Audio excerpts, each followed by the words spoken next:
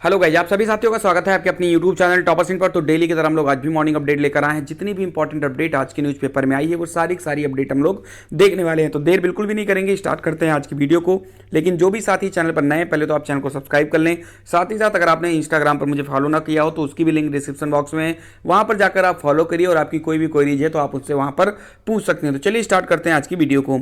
सबसे पहली जो अपडेट है अग्निपथ योजना को लेकर के, आप सभी लोगों को पता है कि सेना ने कल जो है एक प्रेस कॉन्फ्रेंस बुलाई थी जिसमें तीनों सेनाओं के जो अध्यक्ष थे वो वहां पर शामिल थे और उन्होंने अपनी बातों को रखा।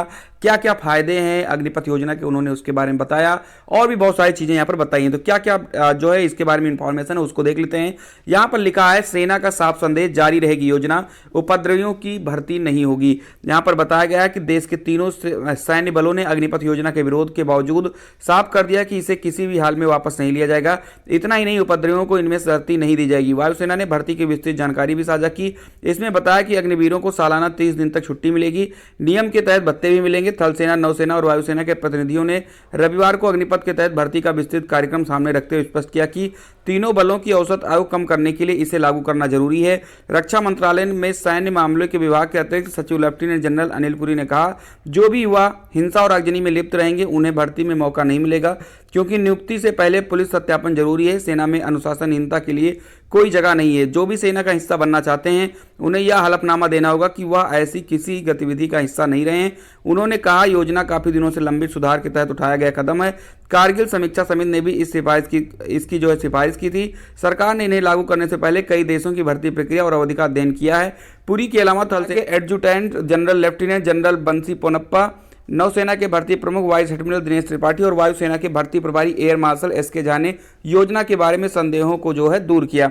यहां पर बताया गया, आप देख सकते हैं, 2 बैच में 40,000 भर्ती करेगी थल सेना। लेफ्टिनेंट जनरल पोनप्पा ने कहा कि थल सेना भर्ती की मसौदा अधिसूचना 20 जून को जारी करेगी और इसकी सहायक इकाइयां इसी आधार पर 1 जुलाई से अलग अलग अधिसूचनाएं जारी करेंगी। इसके बाद अगस्त, सितंबर और अक्टूबर में पूरे देश में भर्ती रैलियां आयोजित की जाएंगी। इस भर्ती के आधार पर 25,000 जवानों का पहला बैच दिसंबर के पहले और दूसरे सप्ताह में प्रशिक्षण के लिए भेजा जाएगा। दूसरे बैच का प्रशिक्षण अगले वर्ष 23 फरवरी से होगा। 40,000 जवानों की भर्ती के लिए पूरे देश में के अलग अलग केंद्रों पर 83 रैली भर्तियां जो है यहां पर होने वाली हैं। तो यहां पर आप चीजें देख सकते हैं, थल सेना भर्ती के बारे में यहां पर इंफॉर्मेशन दे दी गई है और साथ ही साथ यहां पर और भी चीजें बताई गई हैं कि भविष्य में 1.25 लाख तक भर्तियां होंगी। सरकार योजना का विश्लेषण करने के लिए 46,000 जवानों की भर्ती से शुरुआत कर रही है। अगले 4-5 सालों में यह संख्या सालाना 50 से 60,000 और 90,000 से 1 लाख तक पहुंचेगी। भविष्य में अग्निवीरों की भर्ती की हमारी क्षमता 1.25 लाख तक पहुंचेगी। यहां पर लेफ्टिनेंट जनरल अनिल पुरी जी ने बताया कि आगे चलकर जो भर्ती है वो 46,000 से 1.25 लाख सालाना हो जाएगी।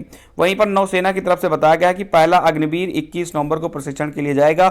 वाइस एडमिरल त्रिपाठी ने बताया कि नौसेना में भर्ती का व्यापक दिशा निर्देश 25 जून को जारी होगा और पहला अग्निवीर प्रशिक्षण कार्यक्रम में 21 नवंबर को शामिल होगा। इस भर्ती में लैंगिक आधार पर कोई भेदभाव नहीं होगा। वहीं वायुसेना ने कहा है कि 24 जून से पंजीकरण, 30 दिसंबर तक पहला बैच। एयर मार्शल झा ने कहा कि भर्ती के लिए रजिस्ट्रेशन प्रक्रिया 24 जून को शुरू होगी और ऑनलाइन परीक्षा का चरण 24 जुलाई से आरंभ होगा। पहले बैच का प्रशिक्षण 30 दिसंबर तक आरंभ होने की उम्मीद है। तो यहां पर आप देख लीजिए, तीनों सेनाओं यानी थल सेना, वायुसेना और नौसेना, ये सभी अपने अपने भर्तियों का जो कार्यक्रम है वो जारी कर रही हैं और जल्द ही इसमें जो भी छात्र मेहनत कर रहे हैं उन सभी लोगों को यहां पर एक नौकरी मिल जाएगी। साथ ही साथ यहां पर ये चीजें क्लियर कर दी गई हैं कि उपद्रवी जो है उनको शामिल नहीं किया जाएगा और ये जो योजना है उसको भी वापस नहीं किया जाएगा। चलिए वहीं पर हम बात करते हैं एसएससी को लेकर। तो एसएससी की तरफ से जो है बड़ी खुशखबरी छात्रों को जो है दी गई है। आपको पता है कि केंद्र सरकार ने जब से घोषणा की है कि 10.5 लाख पदों पर हम भर्ती करेंगे, तब से केंद्र की कई सारी भर्तियां जो है सामने देखने को मिल सकती हैं। यहां पर आप देख सकते हैं, कल जो है पीआईबी हिंदी, जो कि एक ऑफिशियल ट्विटर अकाउंट है इनका, इन्होंने कल जो है ट्वीट किया है पीआईबी हिंदी। इसके अतिरिक्त दिसंबर 2022 से पहले 42,000 नियुक्तियां पूरी की जानी है। एसएससी ने अपनी आगामी परीक्षाओं के लिए 67,768 रिक्तियों को तुरंत भरने की योजना तैयार कर ली है। यहां पर आप देख सकते हैं, यहां पर पीआईबी हिंदी, जो कि इनका ऑफिशियल ट्विटर अकाउंट है, इन्होंने ये बताया कि एसएससी जो है आगामी परीक्षाओं के लिए 67,768 रिक्तियों को तुरंत जो है भरने की जो योजना है उसको तैयार कर ली है। यानी इसको लेकर के कभी विज्ञापन जारी किया जा सकता है और जो भी बेरोजगार छात्र हैं उन सभी लोगों को यहाँ पर चीज़ें मिल सकती हैं। आपने चीज़ देखा होगा कि 10.5 लाख सरकारी नौकरियों की बात जब से प्रधानमंत्री नरेंद्र मोदी जी ने की है, तब से इस केंद्र की तरफ से, राज्य की तरफ से भर्तियों को लेकर के बहुत सारी सुपुकार जो है सुनने को मिल रही है। बस देखना यही कि ये जो चीज़ें निकल के आ रही हैं वो धरातल पर भी आएँ और छात्रों को रोजगार मिले, तो ये बहुत अच्छी बात होगी। ठीक है, तो यहाँ पर 67,000 के करीब में जो है यहाँ पर एसएससी जो है भर्ती करेगा। पर हम बात करते हैं अपनी अगली अपडेट को लेकर के। तो अगली अपडेट है शिक्षक भर्ती के लिए मंत्री को लिखा पत्र। बेसिक शिक्षा विभाग में 4 वर्षों से कोई भर्ती नहीं हुई है, जबकि इस दौरान लाखों अभ्यर्थियों ने यूपीटीटी और सीटीटी का परीक्षा प्रशिक्षण जो है कंप्लीट कर लिया है और रोजगार के लिए भटक रहे हैं। इस मसले पर शिक्षक भर्ती अभियान से जुड़े पंकज मिश्रा और उनके साथियों ने बेसिक शिक्षा मंत्री को पत्र लिखकर नई भर्ती शुरू करने की मांग की है। आपको हम बता दें कि अभी सदन में जब ये बताया गया कि शिक्षक और छात्र का अनुपात बराबर है, तब से जो भी छात्र थे उन सभी का मोराल जो है डाउन हो गया और काफी ज्यादा छात्र परेशान हुए कि भाई 3 से 4 साल हो गई, कोई भर्ती भी नहीं आई, बीच में रिटायरमेंट भी बहुत ज्यादा हुई, उसके बावजूद भी यहाँ पर भर्तियां क्यों नहीं हो रही। बहुत ज्यादा छात्र परेशान थे। लेकिन अब जो सूचना मिल रही वो यही है कि बहुत सारे जिलों से अब जो अध्याचन है वो भेजे जा रहे हैं, रिक्त पदों का ब्यौरा भेजा जा रहा है। कहीं ना कहीं छात्रों के मन में अब उम्मीद आई है और छात्र जो है अब इस भर्ती की मांग को फिर से उठा रहे हैं कि हमें जल्द से जल्द जो है भर्ती चाहिए।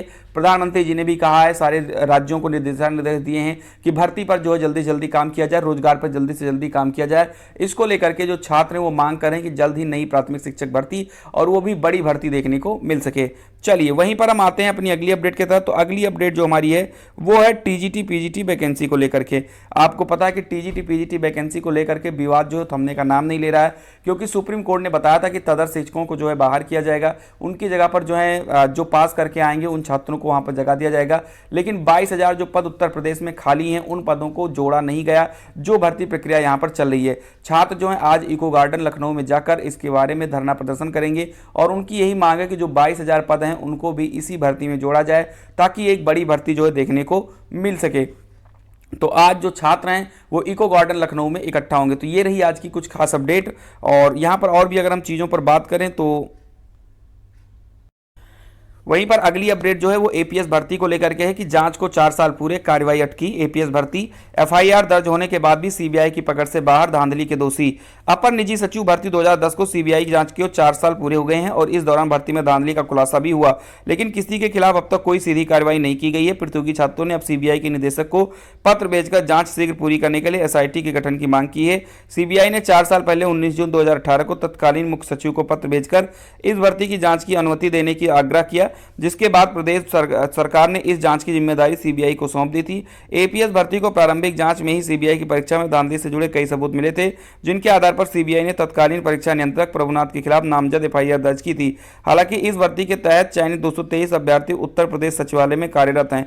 प्रतियोगी छात्र संघर्ष समिति की ओर से सीबीआई को भेजे गए पत्र में दावा किया गया कि सचिवालय में तैनात अभ्यर्थी कुछ वरिष्ठ नौकरशाहों के साथ मिलकर जांच को प्रभावित कर रहे हैं। तो आप यहां पर चीजें देख रहे हैं कि 4 साल से ज्यादा हो गया है और अभी भी इसकी जांच अटकी हुई है। मेन चीज है कि यहां पर जो भर्ती थी उसके लोग जो 223 थे वो तो सचिवालय में काम कर रहे हैं, लेकिन दिक्कत यह कि इसकी वजह से आगे की कोई भर्ती जो है देखने को नहीं मिल रही है। यहां पर आप देख सकते हैं एपीएस भर्ती का विवादों से जो है गहरा नाता है। एपीएस भर्ती का विवादों से गहरा नाता है। एपीएस 2010 की भर्ती में धांधली के मामले में सीबीआई की ओर से एफआईआर दर्ज किए जाने के बाद उत्तर प्रदेश लोक सेवा आयोग ने एपीएस 2013 की परीक्षा भी निरस्त कर दी। यह परीक्षा दोबारा कब होगी इसका कोई अता पता नहीं। इस परीक्षा में शामिल तमाम अभ्यर्थी ओवरएज हो चुके हैं और उनके लिए भविष्य के रास्ते बंद हो चुके हैं। यहीं पर आपको आगे देखने को मिल सकता है कि नई भर्ती पर भी नहीं ले सका आयोग निर्णय। उत्तर प्रदेश लोक सेवा आयोग को एपीएस के 250 रिक्त पदों का अध्याचन मिल चुका है और आयोग के पास इन पदों का अध्याचन 4 वर्षों से पड़ा है। एपीएस भर्ती 2013 के अभ्यर्थी उमेश पांडे समेत कई 7 जो है ओवरएज हो चुके हैं और मांग कर रहे हैं कि जब भी नई भर्ती निकाली जाए ओवरएज अभ्यर्थियों को उसमें शामिल होने का मौका दिया जाए। तो फिलहाल के लिए आज नहीं, ये इतनी सारी अपडेट। अगर वीडियो आपको अच्छी लगी है तो प्लीज़ आप वीडियो को लाइक करें। चैनल पर अगर आप नए हैं तो चैनल को सब्सक्राइब करें और इंस्टा पर अगर फॉलो नहीं किए हो तो इंस्टा पर आप जरूर फॉलो करें। मिलते हैं अगली वीडियो में किसी खास अपडेट के साथ। तब तक के लिए खुश रहिए, मस्त रहिए। जय हिंद, जय भारत।